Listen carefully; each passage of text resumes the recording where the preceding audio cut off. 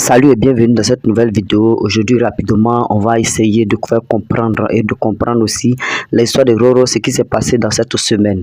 Donc, il y a des mystères cachés qui sont derrière chaque épisode, chaque série, les histoires de Roro de cette nouvelle saison.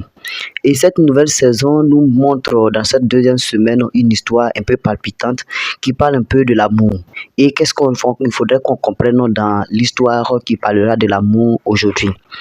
Il faudrait d'abord commencer par résumer un peu l'histoire de cette première semaine qui a commencé avec Mélanie qui est en relation avec Kabder Mitobo.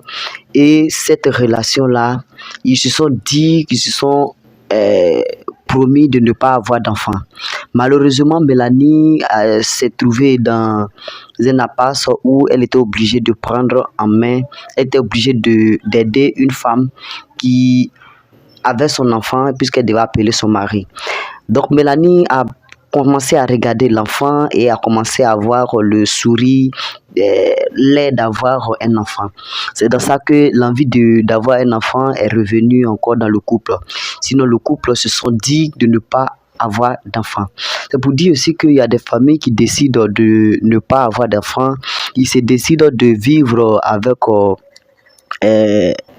les moyens qu'ils ont, parce qu'ils se disent que avoir des enfants aussi, c'est un programme, c'est des choses à respecter, c'est pour économiser et puis faire valoir les droits de l'enfant. Il faudrait que l'enfant soit à l'aise au cours de son parcours. Mais nous, dans notre cas ici, on va trouver que Mélanie va changer d'avis suite du fait qu'elle puisse voir et regarder l'enfant qu'elle a porté. Arrivée à la maison, elle va essayer de consulter son mari et essayer de lui expliquer un peu ce qui s'est passé. Et à la longue, à la fin, les deux vont prendre une décision commune pour dire que dans ce cas, on va chercher à avoir d'enfants. Et comme toute attente, on ne s'attendait pas à cette partie-là que la femme ne pouvait pas faire d'enfants. Donc, durant plusieurs moments, ils ont essayé de tenter de concevoir, de faire des enfants, mais hélas, ça n'a rien donné jusqu'à ce qu'ils puissent trouver quelqu'un qui va les aider, et cette personne-là, c'est leur tante. Mais avant d'arriver à l'histoire de la tante, j'aimerais essayer d'expliquer quelque chose, l'histoire des enfants. Avoir des enfants, c'est pas le fait, c'est pas un marathon. Voilà, c'est pas un marathon, comme on a l'habitude de dire, affaire d'enfants, c'est Dieu qui donne. Donc, du coup, il faudrait aussi chercher à se contenter de ce que Dieu nous donne comme avantage dans tout ce que nous faisons. Avant d'arriver aussi à là, il faudrait dire que Mélanie avait une confidente qui est Mélodie, qui s'appelle Mélodie, une camarade, je suis sûr que c'est une camarade ou une cousine, bon, c'est une camarade sûre qui s'appelle Mélodie. Je sais que c'est sa soeur. Donc Mélodie va essayer de contacter leur tante. Comme on a l'habitude de dire, dans toute une famille, il y a toujours une tante qui est au pair, qui peut vous aider en cas de situation difficile, compliquée.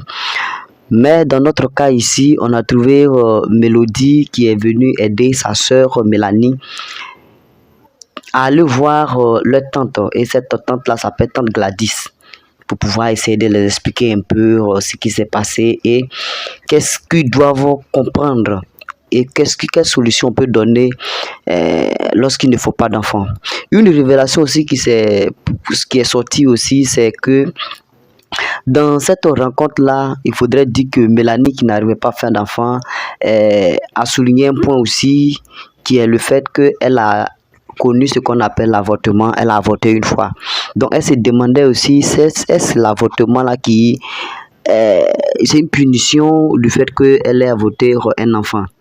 Pour essayer de bondir rapidement, l'avortement est très dangereux et ça peut avoir des conséquences négatives sur de long terme, et il faudrait éviter ça au maximum et même ne pas pratiquer. Donc c'était le cas de notre sœur Mélanie qui a une fois pratiqué l'avortement, et aujourd'hui ça pèse sur sa relation de couple. On dit que la sœur de Mélanie était une fille célibataire. Et grâce aux conversations avec Kader qui est l'épouse de Mélanie, elle va présenter son cousin. Une relation qui vont se présenter, c'est-à-dire Mélodie va se mettre avec le cousin de Kader. Donc du coup, les deux vont essayer de se mettre ensemble.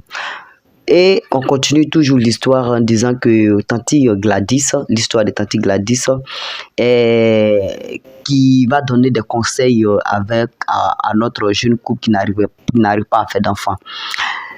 Et c'est le conseil que Tanti Gladys va faire sortir, c'est de présenter une deuxième femme à son mari, que je n'apprécie pas d'ailleurs.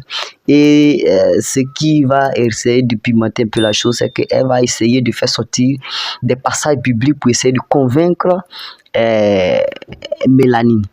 Et comme conseil, elle a dit que, tu sais, Mélanie, dans la Bible, il y a toujours des solutions.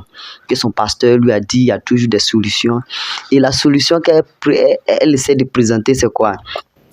C'est que elle, en tant que Mélanie, elle représente Sarah, son mari Kader représente Abraham. Donc, il faudrait une servante qui s'appelait Agar, qui va essayer d'avoir des enfants. Et Tati Gladys est limitée à là, n'est pas allée jusqu'au bout de l'histoire, parce qu'elle savait qu'elle allait se condamner. Mais bref, on va en revenir dessus plus tard. Mais il faudrait dire que elle va accepter de marcher avec ce conseil-là que la tante Gladys lui a donné, qui est comme conseil précisément, je rappelle encore, de fait de trouver une deuxième femme pour son mari Kader. Et cette deuxième femme-là, par la suite, il y a quelque chose qui m'a vraiment intrigué, c'est le fait qu'elle puisse organiser des castings pour donner forcément un mari ou bien des enfants ou bien une servante à notre jeune Mélanie. Donc organiser des castings, c'est que c'est trop osé, c'est pas apprécié parce que on sent que dans la relation là ça va se détériorer. Parce qu'organiser un casting, et Mélanie aussi elle a mal fait d'accepter qu'on puisse organiser un casting pour trouver une servante pour qu'on lui donne des enfants. Et dans cette histoire, il faudrait dire qu'il y a une autre partie. Dans les histoires précédentes, là, il y a une histoire qui a essayé de l'apparence là, le fait de payer quelqu'un pour avoir des enfants. Et on a tous vu comment la fin de l'histoire s'est terminée. Donc, je crois que c'est à peu près les mêmes histoires qui vont revenir, mais on ne sait pas quelle surprise va nous réserver dans cette nouvelle semaine. Et sans tout aller loin, je voulais dire que le casting qui est organisé pour trouver une servante ou bien en général une mère porteuse pour Kader, je crois que ce serait pas une bonne idée et ça va se sentir à la suite, puisque ces histoires comme ça là n'ont jamais abouti. Généralement, on ne sait pas ce qui va nous réserver au cours de la semaine, mais moi, mon avis personnel, c'est que cette histoire-là ne va pas se terminer comme on l'a souhaité. Cette histoire ne va pas aboutir parce que qu'est-ce qui prouve que la nouvelle fille qui va venir, la nouvelle servante là, ne va pas pouvoir raser cette Mélanie là, parce que c'est quelque chose qu'elle n'a pas voulu, qu'elle n'a pas cherché à comprendre avant de dire que faut venir être avec mon mari. Je trouve que ça sera exagéré et ça sera quelque chose qui va elle-même la ruiner et la nuire.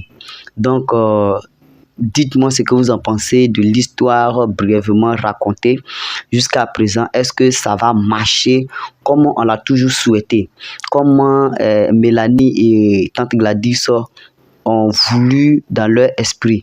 Est-ce que ça va être réel, le fait de trouver quelqu'un pour pouvoir faire d'enfants? Et sans toutefois tarder, je vais rebondir rapidement sur cette partie.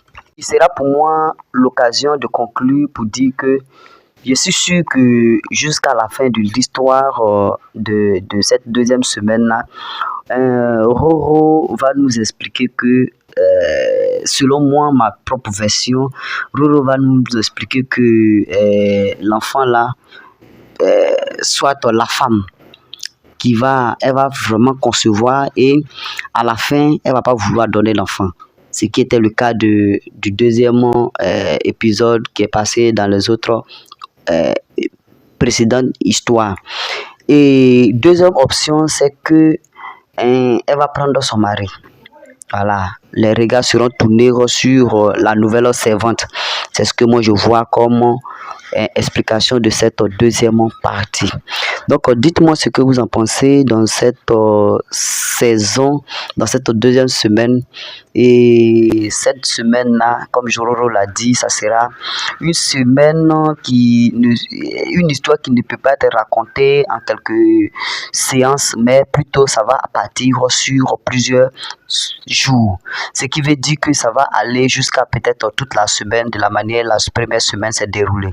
Et si on va jusqu'à la première semaine, comme étant indiqué, c'est que ça nous réfère directement au cours de la vie que je vous invite à voir, qui se passe uniquement sur A plus Ivoire. Et je suis sûr que ces histoires-là vont vous plaire parce que c'est en 5 épisodes. Et 5 épisodes, c'est vraiment rond pour raconter une histoire et en long et en large. C'est le cas des histoires de Roro, comme dans la première semaine, je vous ai dit que il n'avait pas l'habitude de raconter des histoires jusqu'à 3 épisodes, mais aller jusqu'à 4 épisodes, ça ressemblait beaucoup aux histoires de le cours de la vie.